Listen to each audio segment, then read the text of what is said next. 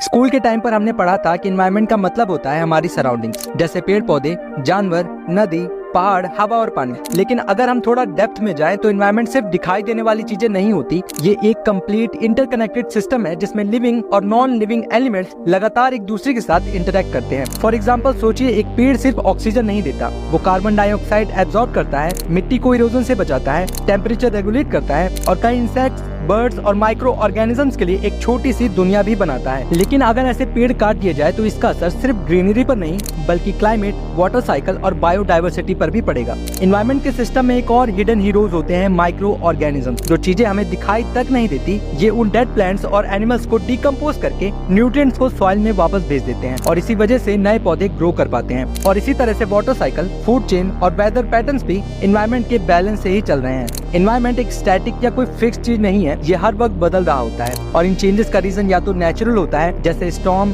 Earthquake, या फिर human activities जैसे पॉल्यूशन, डिफॉरेस्टेशन और रिसोर्सेज का ओवर यूज। ये सब एनवायरनमेंट को डिस्टर्ब करते हैं जिसका असर डायरेक्टली हेल्थ, एग्रीकल्चर, इकोनॉमी और क्लाइमेट पर भी पड़ता है। हमें ये समझना है कि अर्थ एक लिविंग सिस्टम की तरह कैसे काम करती है, जिसमें हर ऑर्गेनिज्म का रोल और हर एलिमेंट एक दूसरे से जुड़ा हुआ है। और अगर इस सिस्टम का बैलेंस बिगड़ता है तो इसका असर पूरे इकोसिस्टम पर पड़ता है और हम ह्यूमंस भी इसी सिस्टम का एक हिस्सा हैं।